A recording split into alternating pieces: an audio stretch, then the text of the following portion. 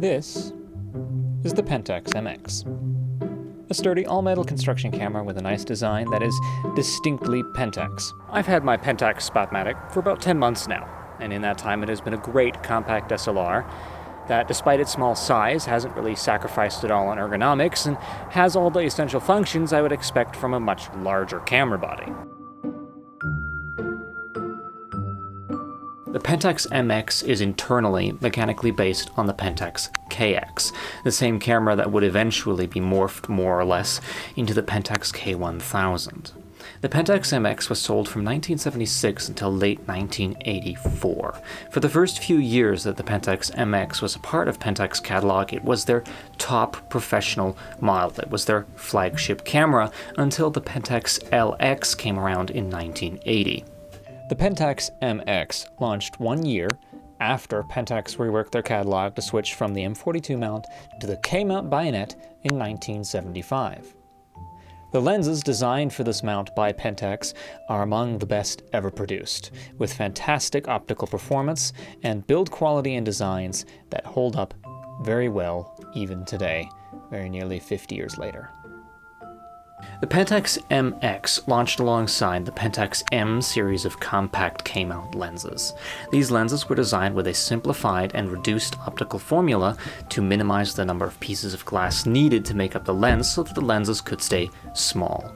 These lenses, though more compact than their larger siblings, still offered fantastic optical performance and still benefited from the same great coating and glass technology that Pentax had been and continues to be well known for.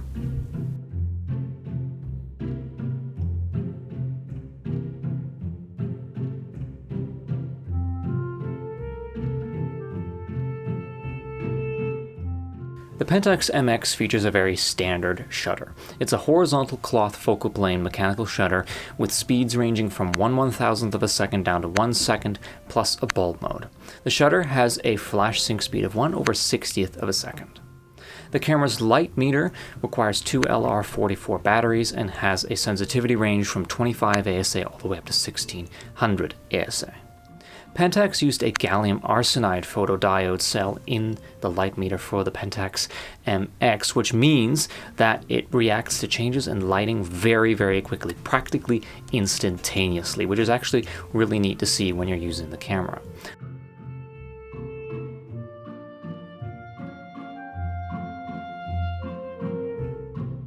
The viewfinder magnification of this camera at 0.97 times is actually fairly exceptional. It's almost a 1-to-1 magnification, which is fantastic to use. The viewfinder also covers 95% of the 35mm image area. You can also change out the ground glass. There are 8 optional focusing screens available for the MX that were sold alongside it and can be picked up fairly inexpensively on the secondhand market today, oftentimes new in the original packaging.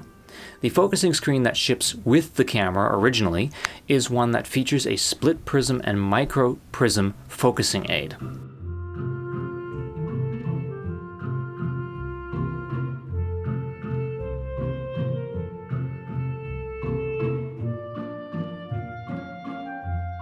The Pentax MX was sold in 2 color variants, a silver and black and a black version. The black version is slightly more expensive on the used market today than the silver one. The camera was also sold with 2 separate motor drives that were compatible with it, and those can still be found also reasonably inexpensively on the used market. There was also, for a very short period of time, a very rare Pentax MX Data version of the camera, which was designed to be accompanied by the MX Data Back. Both the Data variant and the Data Back are extremely rare and hard to find, and often go for very high prices when they do come onto the market.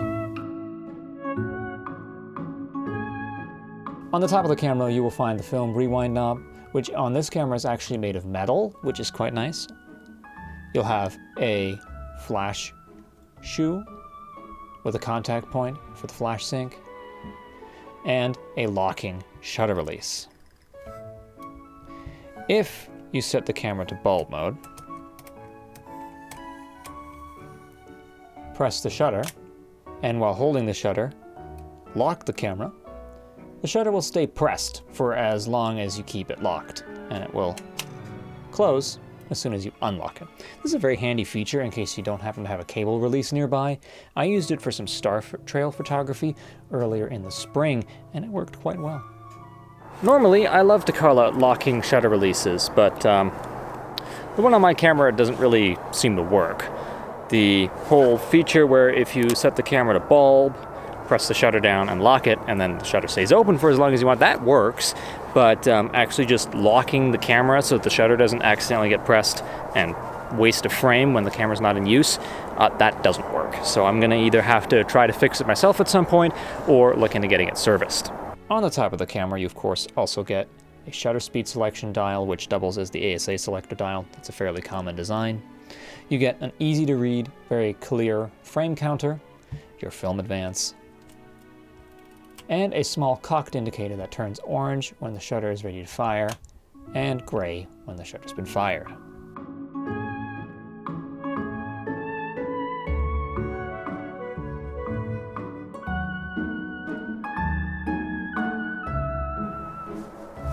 My camera has developed a fairly common flaw, where the small contacts underneath of the base plate here that are supposed to only touch and close the circuit for the light meter when you partially press on the shutter release, are bent out of shape, which means that they are constantly touching and the light meter stays on permanently. The light meter functions perfectly otherwise, it just stays on permanently. It doesn't switch off when you take your finger off of the shutter release. And this means that the camera burns through batteries in the space of 48, 72 hours, whereas it really should be lasting weeks or months, depending on the amount of use that you put your camera through. This is a fairly common issue with the Pentax MX, and it is also a fairly simple thing to repair.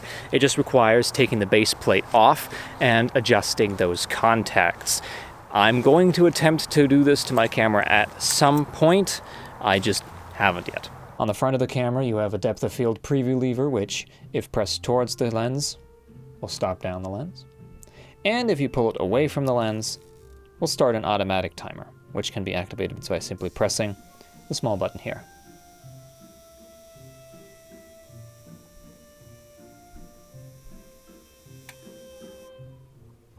On the other side of the lens mount, you have your two flash sync ports.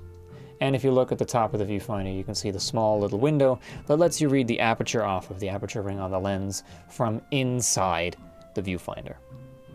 Moving back down to this side of the camera, you can see the tab for releasing the bayonet. Now you can remove the lens. And on the inside, you can see there's a small clip which will allow you to pop out the focusing screen, which can be pulled out through the lens mount.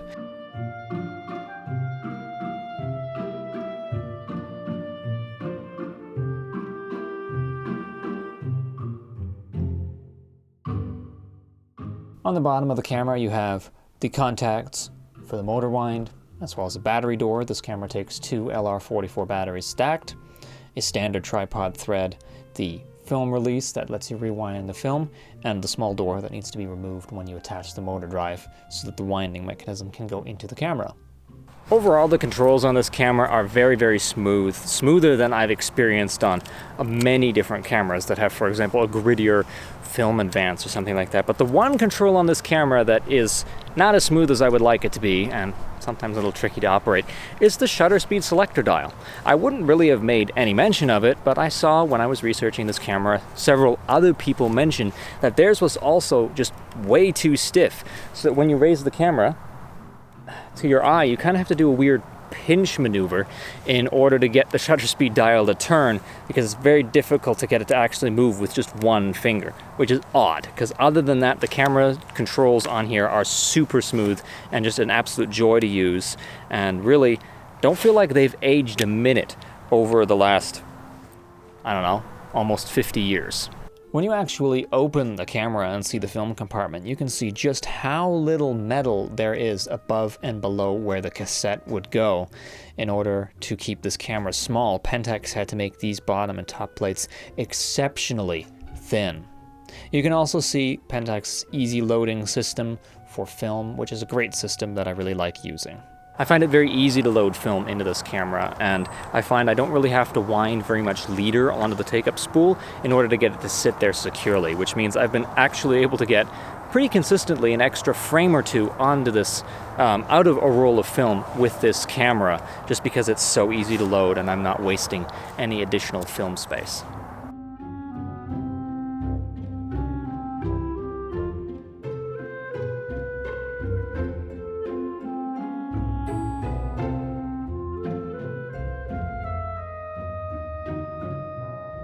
This is a great camera all in all. It is something that I enjoy shooting with. It is something that I'm going to keep around for a very, very long time. This is actually the 4th Pentax camera that I've had, and like every Pentax I've had before it, it has been fantastic to use. They've all been top-notch, and this one is honestly no different. If you're looking into getting one, I would definitely put this on your list of top Pentax cameras to look at. In fact, if you're looking for an SLR in general, this is certainly one to consider. I think high praise for a camera would be to say that you forget you're using it, and this is something that I can say about this camera. It's really easy to load in a roll of film and just start blasting through frames. Because this camera is so intuitive to operate, I find it easy to focus with, and all the controls are nice and smooth, that I'm going through film so quickly that I'm barely realizing how quickly I'm going through it. And I love that in a camera.